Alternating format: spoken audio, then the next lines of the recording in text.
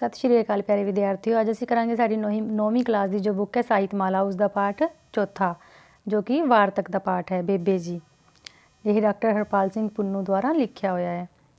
Doctor Harpal Singh Punnu का जन्म 20 जून 1953 ਨੂੰ पिता रन सिंह दे ते माता राय कौर दे घर पिंड घग्गा जिला पटियाला विखे होया। डॉक्टर हरपाल सिंह पुन्नू पंजाबी यूनीवर्सिटी पटियाला दे धर्म अध्ययन विभाग विच मुखी ਅਤੇ बतौर प्रोफैसर वजों कार्यशील ਹਨ। ਉਹ UGC बुद्धिस्ट स्टडीज़ ਅਤੇ centre for Guru Nanak studies के डायरैक्टर वजों सेवा निभा रहे हैं।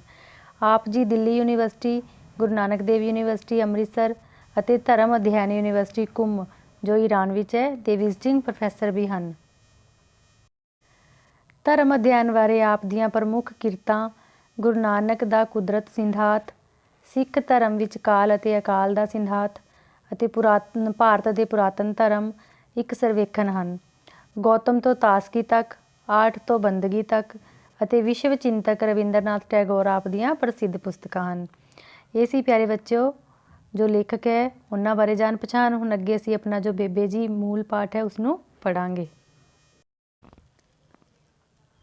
बेबे जी जो वार्तक लेख है डॉक्टर हरपाल सिंह पुन्नू जी द्वारा लिखिया होया है। लेखक ने इस लेख विच एक सियाणी ਅਤੇ सूझवान इस्त्री ਦੇ चरित्र ਅਤੇ उसके गुणां ਨੂੰ बखूबी बयान किया है। इस लेख विच लेखक जो है वो एक सूझवान औरत बारे दस रहा है। तो लेखक इस विच खुद अपनी ही बचपन की गल कर रहा है। 4-5 साल की उम्र तक दा अपना बचपन मैनू याद है। लेखक दस रहा है, बेबे सिर उपर घड़ा चुकी खूही उपर पानी भरन जाती तां हर गेड़ मैं उसकी कमीज़ की कन्नी फड़ी नाल नाल तुरी जाता। कई बार लत्तां विच उलझ के डिगदा ते बेबे डिगनों मसां बचाउंदी। तां जिवें बच्चा अपनी माँ दे नाल नाल चलदा है तो कई बार उसके पैरों में अटक के गिरन लगता है, उवें ही जो बेबे सी उसनूं बचाउंदी। जदों बेबे घर विच हुंदी तां दिन रात त्योहार वर्गे हुंदे। पढ़दे खेडदे डंगर चारदे खेती विच हत्थ बटाउंदे, दरख्तां ते चढ़दे उतरदे छालां मारदे, नहर विच छालां मारदे, रेत विच लिटदे, फिर नहर विच छाल सੱਟ फेट। तां लेखक कह रहा है कि जदों बेबे घर हुंदी तां इउं लगदा कि जिवें त्योहार ने, हर दिन जो सी वो त्योहारां वर्गे निकलदे ते असीं पढ़दे खेडदे डंगर चारदे खेती विच अपनी जो पिता है उन्हां दा हत्थ बटाउंदे, दरख्तां ते चढ़दे उतरदे छालां मारदे रहिंदे ते नहरां विच छालां मारदे, रेत विच लिटदे, फिर नहर विच छाल। तां इस तरह वो जो सी उन्हां दे दिन बहुत वधिया निकलदे। सੱਟ ਫੇਟ बीमारी नेड़े तेड़े नहीं सी, जिउंदा जागदा पूरा घर हुंदा सी। जदों कदी बेबे रिश्तेदारी विच गई 2-4 दिन ना आउंदी तां असीं चुप-चाप गुम-सुम ਜਿਹੇ फिरदे रहिंदे इधर उधर, आपस विच गल करनी भी चंगी ना लगदी। लेखक दसदा है कि छालां मारदे खेडदे साडे नेड़े तेड़े कोई बीमारी नहीं सी आउंदी ते जिउंदा जागदा पूरा घर हुंदा सी। ਤੇ ਜਦੋਂ ਕਦੀ ਬੇਬੇ ਰਿਸ਼ਤੇਦਾਰੀ ਵਿੱਚ ਚਲੀ ਗਈ ਹੁੰਦੀ 2-4 ਦਿਨ ਨਾ ਆਉਂਦੀ ਤਾਂ ਅਸੀਂ ਚੁੱਪ-ਚਾਪ ਬੈਠੇ ਰਹਿੰਦੇ ਗੁੰਮ-ਸੁੰਮ, ਕਿਸੇ ਨਾਲ ਵੀ ਗੱਲ ਕਰਨ ਨੂੰ ਸਾਡਾ ਜੀ ਨਾ ਕਰਦਾ। ਬਾਪੂ ਦਾ ਸੁਭਾਅ ਸਖਤ ਸੀ। ਜੋ ਬਾਪੂ ਸੀ ਉਹ ਥੋੜ੍ਹਾ ਸਖਤ ਸੁਭਾਅ ਦਾ ਸੀ, ਪਰ ਉਹ ਖਿਆਲ ਰੱਖਦਾ ਸੀ ਕਿ ਜਦੋਂ ਇਹਨਾਂ ਦੀ ਮਾਂ ਘਰ ਨਾ ਹੋਵੇ ਤਾਂ ਬੱਚੇ ਝਿੜਕਣੇ ਨਹੀਂ, ਕਿ ਜਦੋਂ ਮੰਮੀ ਘਰ ਨਾ ਹੁੰਦੀ ਸਾਡੀ ਤਾਂ ਜੋ ਬਾਪੂ ਹੈ ਸਾਨੂੰ ਝਿੜਕਦਾ ਨਹੀਂ ਸੀ, ਕਿਉਂਕਿ ਫਿਰ ਰੋਣੋਂ ਨਹੀਂ ਹਟਣਗੇ। ਜਦੋਂ ਕਦੀ ਵੇਲੇ ਸਿਰ ਬੇਬੇ ਸਾਡੇ ਲਈ ਨਵੇਂ ਕੱਪੜੇ ਨਾ ਖਰੀਦ ਸਕਦੀ ਤਾਂ ਵੇਲੇ ਸਿਰ ਕਿਤਾਬਾਂ ਕਾਪੀਆਂ ਵਾਸਤੇ ਪੈਸੇ ਨਾ ਹੁੰਦੇ ਤਾਂ ਉਹ ਉਦੋਂ ਰੋਂਦੀ। ਜਦੋਂ ਅਸੀਂ ਸਕੂਲ ਚਲੇ ਜਾਂਦੇ ਕਿ ਗਰੀਬੀ ਦੀ ਹਾਲਤ ਸੀ ਕਿ ਜਦੋਂ ਸਾਡੇ ਕਾਪੀਆਂ ਕਿਤਾਬਾਂ ਵਾਸਤੇ ਜਾਂ ਕੱਪੜਿਆਂ ਵਾਸਤੇ ਪੈਸੇ ਨਾ ਹੁੰਦੇ ਤਾਂ ਬੇਬੇ ਉਦੋਂ ਰੋਂਦੀ ਜਦੋਂ ਅਸੀਂ ਸਕੂਲ ਚਲੇ ਜਾਂਦੇ। ਇਹੋ ਜਿਹੇ ਮੌਕਿਆਂ 'ਤੇ ਉਹ ਸਾਡੇ ਨਾਨਕੇ ਜਾ ਪੁੱਜਦੀ ਕਿ ਜਦੋਂ ਜ਼ਰੂਰਤ ਹੁੰਦੀ ਤਾਂ ਉਹ ਨਾਨਕੇ ਪੁੱਜ ਜਾਂਦੀ। ਮਾਮੇ ਚੰਗੇ ਵਾਹੀਕਾਰ ਸਨ, ਵਾਹੀਕਾਰ ਖੇਤੀਕਾਰ कि वधिया खेती करते सन, उन्होंने कोल खेतीबाड़ी करन वाले सन ते दोहां कोल 50 एकड़ जमीन सी। दोहां मामिਆਂ कोल 50 एकड़ जमीन सी। उत्थों कदी खाली मुड़न का सवाल ही नहीं सी। दुद्धों हटी मझ जा गां लै जांदे ते ताज़ी सूई छड्ड जांदे कि जो उसके मामे सन जो गां दुੱਧ नहीं दिंदी सी या मझ दुੱਧ नहीं दिंदी सी उसनूं लै जांदे ਅਤੇ ताज़ी होई सूई होई गां नूं छड्ड जांदे। सूई समझदे हो तुसीं जो दुੱਧ देण वाली है, नहीं ब्याई होई। घिओ दिंदे, खोआ दिंदे, घोड़ी उपर झूटे दिंदे, ਹੋਰ ਸੁਰਗ ਕਿਹੋ ਜਿਹਾ ਹੋਇਆ ਕਰਦਾ, ਕਿ ਉਹਨਾਂ ਨੂੰ ਖੋਇਆ ਦਿੰਦੇ, ਘੋੜੀ ਉੱਪਰ ਝੂਟੇ ਵੀ ਦਿੰਦੇ। ਉਹ ਲੇਖਕ ਕਹਿੰਦਾ ਕਿ ਹੋਰ ਸਵਰਗ ਕਿਹੋ ਜਿਹਾ ਹੁੰਦਾ ਹੈ, ਸਾਨੂੰ ਤਾਂ ਉਹੀ ਸਵਰਗ ਲੱਗਦਾ ਸੀ। ਇੱਕ ਵਾਰ ਘਰ ਵਿੱਚ ਤੰਗੀ ਹੋਣ ਕਾਰਨ ਮੈਨੂੰ ਨਾਨਕੇ ਤੋਰ ਦਿੱਤਾ, ਕਿ ਘਰ ਵਿੱਚ ਤੰਗੀ ਸੀ ਇਸ ਕਰਕੇ ਮੈਨੂੰ ਨਾਨਕੇ ਭੇਜਿਆ ਗਿਆ। ਬੇਬੇ ਨੇ ਤੋਰਦਿਆਂ ਹੋਇਆ ਕਿਹਾ, ਅਕਲ ਨਾਲ, ਹਲੀਮੀ ਨਾਲ ਗੱਲ ਕਰੀ। ਹਲੀਮੀ ਮਤਲਬ ਨਿਮਰਤਾ ਨਾਲ। ਤੇਰੀ ਮਾਮੀ ਚੰਗੀ ਹੈ ਬੜੀ। ਉਹਦੇ ਨਾਲ ਅੱਡ ਗੱਲ ਕਰੀ ਅਤੇ ਮਾਮੇ ਨਾਲ ਅੱਡ, ਕੀ ਅਲੱਗ-ਅਲੱਗ, ਮਾਮੇ ਨਾਲ ਅਲੱਗ ਅਤੇ ਮਾਮੀ ਨਾਲ ਅਲੱਗ ਗੱਲ ਕਰੀ। ਗੁਰੂ ਰਾਖਾ। ਬੇਬੇ ਦੀਆਂ ਸਿੱਖਿਆ ਅਨੁਸਾਰ ਮੈਂ ਸਾਰੀ ਗੱਲਬਾਤ ਆਪਣੀ ਪੜ੍ਹਾਈ ਬਾਰੇ ਸੁਣਾਈ। ਪਟਿਆਲੇ ਪੜ੍ਹਦਿਆਂ ਮੈਂ ਮਹੀਨੇ ਵਿੱਚ ਇੱਕ ਵਾਰ ਨਾਨਕੇ ਜਾਂਦਾ, ਦੂਜੀ ਵਾਰ ਦਾਦਕੇ। ਪਿੰਡੋਂ ਜਦੋਂ ਮੈਂ ਪਟਿਆਲੇ ਦੀ ਬੱਸ ਫੜਨ ਤੁਰਦਾ ਤਾਂ ਬੇਬੇ ਦੀਆਂ ਅੱਖਾਂ ਛਲਕਦੀਆਂ, ਕਿ ਜਦੋਂ ਪੜ੍ਹਾਈ ਦੌਰਾਨ ਇੱਕ ਵਾਰ ਨਾਨਕੇ ਰਹਿੰਦਾ ਅਤੇ ਇੱਕ ਵਾਰ ਦਾਦਕੇ ਜਾਂਦਾ ਛੁੱਟੀਆਂ ਵਿੱਚ। ਅਤੇ ਜਦੋਂ ਉਹ ਜਾਂਦੇ ਹੋਏ ਜਾਣ ਲੱਗਦਾ ਤਾਂ ਉਸਦੀ ਜੋ ਬੇਬੇ ਸੀ ਉਸਦੀਆਂ ਅੱਖਾਂ ਛਲਕਦੀਆਂ, ਮਤਲਬ ਉਹਨਾਂ ਵਿੱਚੋਂ ਜੋ ਹੈ ਆਂਸੂ ਆ ਜਾਂਦੇ। ਮੈਂ ਖੂਬ ਹੱਸਦਾ ਅਤੇ ਪੁੱਛਦਾ, ਕੋਈ ਸਰਹੱਦ ਉੱਪਰ ਜੰਗ ਲੜਨ ਚੱਲਿਆ ਹਾਂ ਜੋ ਰੋਣ ਧੋਣ ਸ਼ੁਰੂ ਹੋ ਗਿਆ। ਕਿ ਮੈਂ ਕਹਿੰਦਾ ਕਿ ਮੈਂ ਕੋਈ ਸਰਹੱਦ 'ਤੇ ਥੋੜ੍ਹੀ ਨਾ ਚੱਲਿਆ ਹਾਂ ਕਿ ਜੋ ਹੈ ਰੋਣ ਧੋਣਾ ਸ਼ੁਰੂ ਹੋ ਜਾਂਦਾ ਹੈ। ਬੇਬੇ ਅੱਖਾਂ ਪੂੰਝ ਕੇ ਆਖਦੀ, ਕਟਰੂ ਬਸ਼ਰੂ, ਸਰਹੱਦਾਂ ਉੱਪਰ ਦੁਸ਼ਮਣ ਨਾਲ ਲੜਨ ਨਹੀਂ ਜਾਂਦੇ। ਤੂੰ ਦੇਖਿਆ ਨਹੀਂ ਅੱਖਾਂ ਤੋਂ ਦੂਰ ਹੋਣ ਲੱਗਣ ਤਾਂ ਗਾਵਾਂ ਮੱਝਾਂ ਰੰਬਣ ਰਿੰਗਣ ਲੱਗਦੀਆਂ ਹਨ। ਰੰਬਣਾ ਰਿੰਗਣਾ ਮਤਲਬ ਰੋਣ ਲੱਗਣਾ। ਰਸਤੇ ਤੁੜਾਉਂਦੀਆਂ ਹਨ। ਪਸ਼ੂ ਪਕਸ਼ੀ ਤੱਕ ਸਭ ਮਾਵਾਂ ਇਹ ਜਾਣਦੀਆਂ ਹਨ ਕਿ ਜਿੱਥੇ ਤੱਕ ਬੱਚੇ ਨਜ਼ਰ ਵਿੱਚ ਹਨ ਸਭ ਠੀਕ ਹੈ। ਅੱਖੋਂ ਪਰੋਖੇ ਅੱਖੋਂ ਓਹਲੇ ਦੁਸ਼ਮਣ ਦੀ ਸਰਹੱਦ ਹੁੰਦੀ ਹੈ। ਕੀ ਪਤਾ ਕਦ ਕੀ ਵਾਪਰ ਜਾਏ। ਤੈਨੂੰ ਇਹਨਾਂ ਗੱਲਾਂ ਦੀ ਅਜੇ ਸਮਝ ਨਹੀਂ, ਹੋ ਸਕਦਾ ਹੈ ਕਦੇ ਵੀ ਨਾ ਸਮਝ ਸਕੇ, ਕਿਉਂਕਿ ਤੇਰੀ ਕਿਸਮਤ ਵਿੱਚ ਮਾਂ ਹੋਣਾ ਨਹੀਂ ਲਿਖਿਆ। ਫਿਰ ਉਹ ਅਸੀਸਾਂ ਦੇ ਕੇ ਤੋਰਦੀ ਹੈ। ਇਹ ਉਸਦੀ ਬੇਬੇ ਹੈ ਜੋ ਉਸਨੂੰ ਅਸੀਸਾਂ ਦੇ ਕੇ ਤੋਰਦੀ ਹੈ। ਬੇਬੇ ਦੱਸਿਆ ਕਰਦੀ, ਤੇਰੀ ਛੋਟੀ ਮਾਮੀ ਗੁਰਦਿਆਲ ਕੌਰ ਦਾ ਰੰਗ ਧੁੱਪ ਵਰਗਾ ਸੀ, ਲਾਲੀਆਂ ਝੜਦੀਆਂ ਸਨ ਮੂੰਹ 'ਤੇ, ਹੀਰ ਸੀ ਬਸ। ਮਿਹਨਤ ਨਾਲ ਘੜੀ ਰੱਬ ਨੇ, ਕੰਧ ਤੋਂ ਉਤਰ ਕੇ ਜਿਵੇਂ ਕੋਈ ਤਸਵੀਰ ਤੁਰਨ ਲੱਗੇ। ਤਾਂ ਜੋ ਬੇਬੇ ਹੈ ਉਹ ਉਸਦੀ ਮਾਮੀ ਦੀ ਸਿਫਤ ਕਰ ਰਹੀ ਹੈ, ਦੱਸ ਰਹੀ ਹੈ ਕਿ ਜੋ ਸੀ ਬਹੁਤ ਸੁੰਦਰ ਸੀ, ਰੰਗ ਉਸਦਾ ਧੁੱਪ ਵਰਗਾ ਸੀ ਅਤੇ ਲਾਲੀਆਂ ਝੜਦੀਆਂ ਸਨ ਉਸਦੇ ਮੂੰਹ ਤੋਂ, ਅਤੇ ਜਿਵੇਂ ਕਿ ਹੀਰ ਸੀ। ਅਤੇ ਮਿਹਨਤ ਨਾਲ ਰੱਬ ਨੇ ਘੜੀ ਸੀ, ਰੱਬ ਨੇ ਮਿਹਨਤ ਨਾਲ ਬਣਾਈ ਸੀ ਅਤੇ ਐਵੇਂ ਲੱਗਦਾ ਸੀ ਜਿਵੇਂ ਕੰਧ ਤੋਂ ਉਤਰ ਕੇ ਕੋਈ ਤਸਵੀਰ ਤੁਰਨ ਲੱਗੇ। ਭਾਬੀ ਕਾਹਨੂੰ, ਮੇਰੀ ਤਾਂ ਸਹੇਲੀ ਸੀ। ਮੈਂ ਇੱਕ ਦਿਨ ਕਿਹਾ, ਕੁੜੇ ਖਿਆਲ ਰੱਖੀ ਮੇਰਾ, ਤੇਰੀ ਇਹ ਨਣਦ ਗਰੀਬਣੀ ਹੈ। ਉਹ ਮੇਰੇ ਪੈਰੀ ਚੁੰਨੀ ਰੱਖ ਕੇ ਬੋਲੀ, ਮੈਂ ਕਦ ਇਸ ਘਰ ਦੀ ਮਾਲਕਣ, ਮੈਂ ਤਾਂ ਬਾਂਦੀ ਹਾਂ। ਬਾਂਦੀ ਮਤਲਬ ਗੋਲੀ ਜਾਂ ਨੌਕਰਾਨੀ, ਤੁਹਾਡੀ ਸਾਰਿਆਂ ਦੀ। ਬਾਂਦੀ ਰਹੂੰਗੀ ਉਮਰ ਭਰ, ਕਿ ਨੌਕਰ ਹਾਂ ਅਤੇ ਨੌਕਰ ਹੀ ਰਹੂੰਗੀ ਉਮਰ ਭਰ। ਉਹ ਆਪਣੀ ਨਣਦ ਨੂੰ ਕਹਿ ਰਹੀ ਹੈ ਜੋ ਛੋਟੀ ਮਾਮੀ ਹੈ ਉਸਦੀ। ਦੁਸਹਿਰੇ ਤੋਂ ਪਹਿਲਾਂ ਸਾਡੇ ਕੱਚੇ ਘਰ ਦੀ ਲਿਪਾ ਪੋਚੀ ਦਾ ਕੰਮ ਸ਼ੁਰੂ ਹੋ ਜਾਂਦਾ। ਅਸੀਂ ਸਾਰੇ ਰਲ ਕੇ ਕੰਮ ਕਰਦੇ। ਕੰਧਾਂ ਉੱਪਰ ਪਾਂਡੂ ਦਾ ਪਰੋਲਾ ਫਿਰਦਾ। ਪਾਂਡੂ ਦਾ ਪਰੋਲਾ ਮਤਲਬ ਪੋਚਾ ਫੇਰਦੇ ਪਾਂਡੂ ਮਿੱਟੀ ਦਾ। ਅਤੇ ਫਰਸ਼ ਗਾਰੇ ਨਾਲ ਲਿਪਿਆ ਜਾਂਦਾ। ਕੋਈ ਗਾਰੇ ਵਿੱਚ ਪਾਣੀ ਪਾ ਰਿਹਾ ਹੁੰਦਾ, ਦੂਜਾ ਕਹੀ ਨਾਲ ਗੋਹਾ ਅਤੇ ਤੂੜੀ ਗਾਰੇ ਵਿੱਚ ਰਲਾ ਰਹੇ ਹੁੰਦੇ, ਕਿਉਂਕਿ ਗੋਹੇ ਵਿੱਚ ਤੂੜੀ ਰਲਾ ਕੇ, ਮਿੱਟੀ ਰਲਾ ਕੇ ਫਿਰ ਉਹਨੂੰ ਫਰਸ਼ ਨੂੰ ਲਿਪਿਆ ਜਾਂਦਾ। ਕੋਈ ਚੀਜ਼ਾਂ ਵਸਤਾਂ ਪਰੇ ਪਰੇ ਕਰ ਰਿਹਾ ਹੁੰਦਾ ਅਤੇ ਕੋਈ ਲਿਪਣ ਵਿੱਚ ਮਦਦਗਾਰ ਹੁੰਦਾ। ਖੁਰਲੀਆਂ ਤੱਕ ਸਭ ਕੁਝ ਲਿਪਿਆ ਜਾਂਦਾ। ਖੁਰਲੀ ਸਮਝਦੇ ਹੋ, ਜਿਸ ਵਿੱਚ ਜੋ ਡੰਗਰ ਹਨ ਉਹ ਖਾਣਾ ਖਾਂਦੇ ਹਨ, ਉਸਨੂੰ ਖੁਰਲੀ ਕਿਹਾ ਜਾਂਦਾ ਹੈ। ਘਰ ਦੀਆਂ ਛੱਤਾਂ ਵੀ ਪਸ਼ੂਆਂ ਦੇ ਸਿੰਗਾਂ ਨੂੰ ਤੇਲ ਲਾ ਦਿੰਦੇ। ਚਾਰੇ ਪਾਸੇ ਸੁਗੰਧੀਆਂ। ਕੰਧਾਂ ਉੱਪਰ ਟੰਗਣ ਲਈ ਬਾਪੂ ਜੀ ਤਸਵੀਰਾਂ ਲਿਆਉਂਦੇ। ਕਣਕਾਂ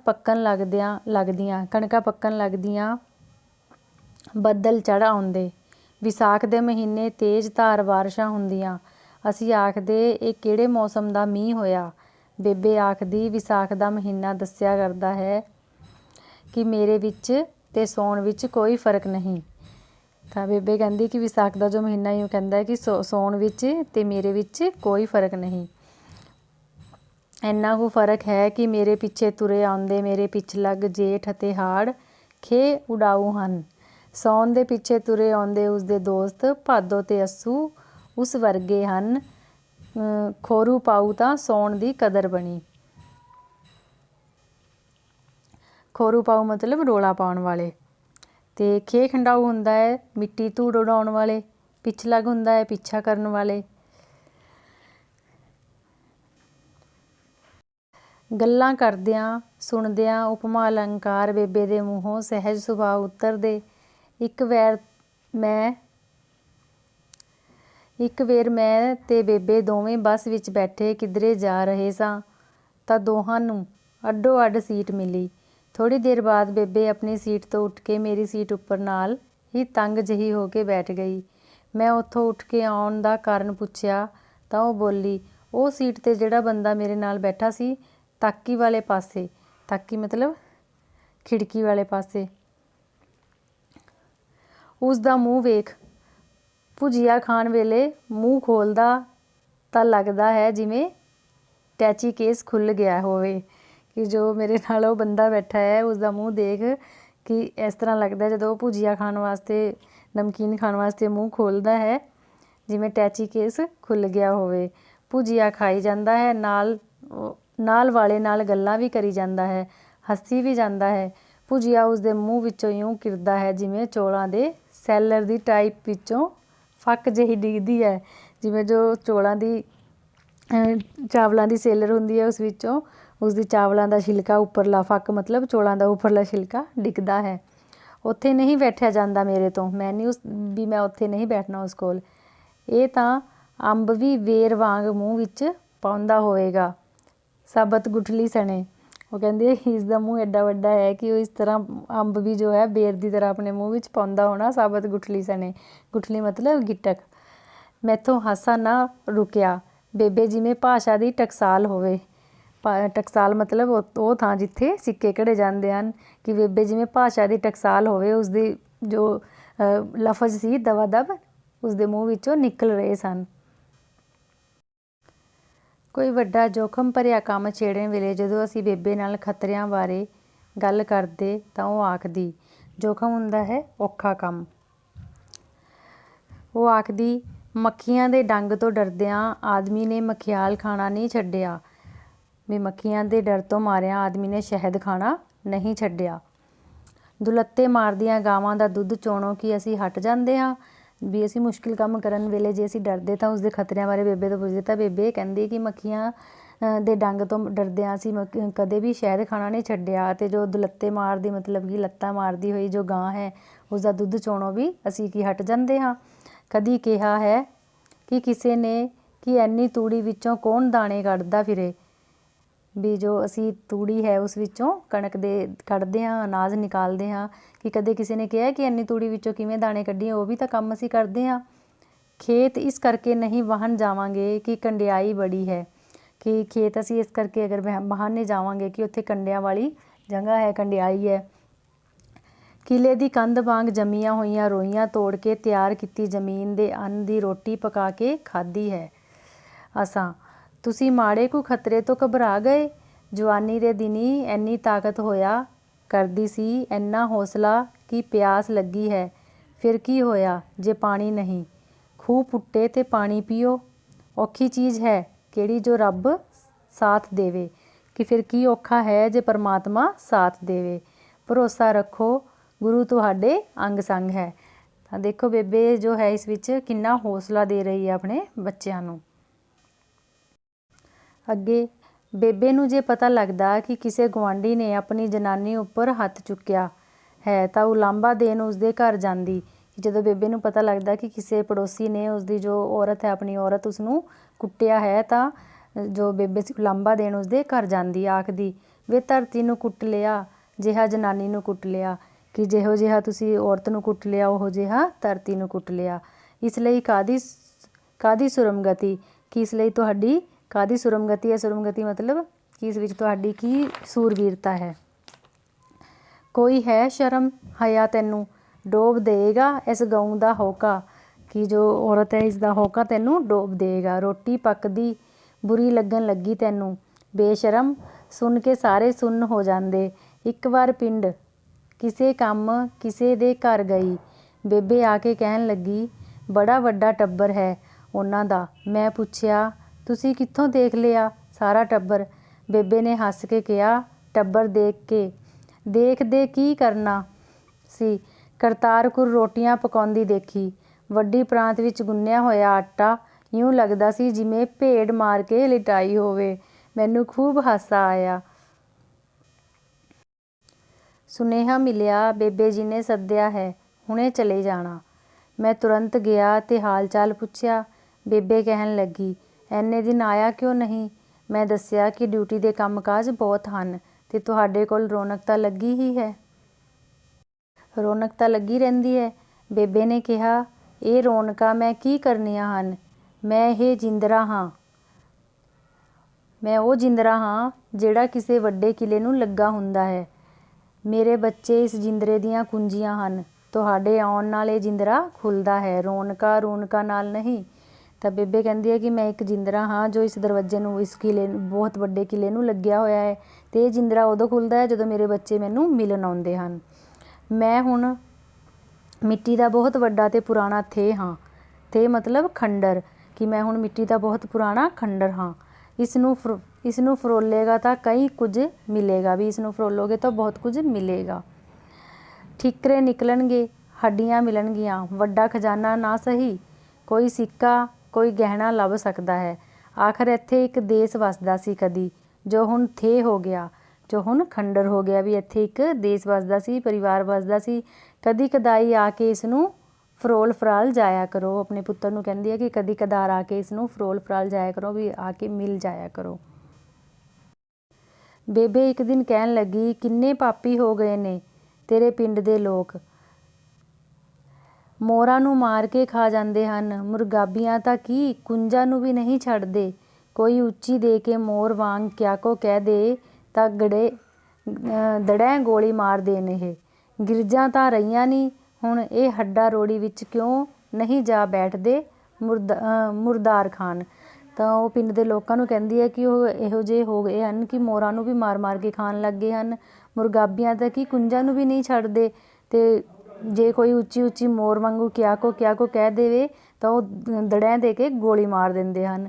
ਤਾਂ ਇਹ ਗਿਰਜਾਂ ਤਾਂ ਰਹੀਆਂ ਨਹੀਂ, ਕਹਿੰਦੇ ਹੁਣ ਇਹੀ ਗਿਰਜਾਂ ਬਣੇ ਹੋਏ ਹਨ, ਜੋ ਕਿ ਜੇ ਇਹੋ ਜਿਹੇ ਹਨ ਤਾਂ ਹੱਡਾ ਰੋੜੀ ਵਿੱਚ ਜਾ ਕੇ ਕਿਉਂ ਨਹੀਂ ਬੈਠਦੇ ਮੁਰਦਿਆਂ ਨੂੰ ਖਾਣ ਲਈ।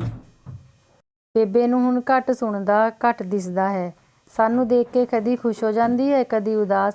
ਮੈਂ ਕਿਹਾ, ਅਸੀਂ ਖੁਸ਼ੀ ਦੀ ਗੱਲ ਤਾਂ ਦੱਸ ਦਿੰਦੇ ਹਾਂ ਕਈ ਵਾਰ, ਉਦਾਸ ਕਰਨ ਵਾਲੀ ਗੱਲ ਨਹੀਂ ਦੱਸਦੇ। ਬੇਬੇ ਨੇ ਕਿਹਾ, ਮੈਨੂੰ ਪਤਾ ਲੱਗ ਜਾਂਦਾ ਹੈ ਤੁਹਾਡੀ ਤੋਰ ਤੋਂ, ਗੱਲਾਂ ਕਰਦਿਆਂ ਦੇ ਤੁਹਾਡੇ ਚਿਹਰੇ ਦੇਖਦੀ ਹਾਂ। ਗੱਲ ਨਹੀਂ ਸੁਣਦੀ ਪਰ ਪਤਾ ਲੱਗ ਜਾਂਦਾ ਹੈ ਕਿ ਤੁਸੀਂ ਦੁੱਖ ਵਿੱਚ ਹੋ ਜਾਂ ਸੁੱਖ ਵਿੱਚ। ਬੇਬੇ ਦੀ ਉਮਰ 90 ਸਾਲ ਤੋਂ ਉੱਤੇ ਹੋ ਗਈ ਹੈ। 16 ਸਾਲ ਦੀ ਉਮਰ ਵਿੱਚ ਉਹ ਮੇਰੇ ਪਿੰਡ ਵਿਆਹੀ ਹੋਈ ਆਈ। ਹੁਣ ਤੱਕ ਮੇਰਾ ਪਿੰਡ ਉਸਦਾ ਪਿੰਡ ਨਹੀਂ ਬਣਿਆ। ਉਸਦਾ ਪਿੰਡ ਉਹੀ ਹੈ ਜਿੱਥੇ ਉਸਦਾ ਜਨਮ ਹੋਇਆ। ਗੱਲਾਂ ਕਰਦਿਆਂ ਹਮੇਸ਼ਾ ਇਹੀ ਆਖਦੀ, ਤੇਰੇ ਪਿੰਡ ਮੈਂ ਇਉਂ ਕੀਤਾ। ਇੱਕ ਦਿਨ ਬੇਬੇ ਨੇ ਸਾਨੂੰ ਬੁਲਾ ਕੇ ਕਿਹਾ, ਹੁਣ ਮੈਂ ਜਿਉਂਦੀ ਹਾਂ, ਤੁਸੀਂ ਸਾਰੇ ਭਾਈ ਭੈਣ ਰਿਸ਼ਤੇਦਾਰ ਆ ਕੇ ਮੈਨੂੰ ਮਿਲਦੇ ਹੋ ਤਾਂ ਆਪਸ ਵਿੱਚ ਵੀ ਮਿਲ ਲੈਂਦੇ ਹੋ, ਕਿ ਮੈਨੂੰ ਮਿਲਣ ਆਉਂਦੇ ਹੋ ਤਾਂ ਆਪਸ ਵਿੱਚ ਵੀ ਮਿਲ ਲੈਂਦੇ ਹੋ। ਜਦੋਂ ਮੈਂ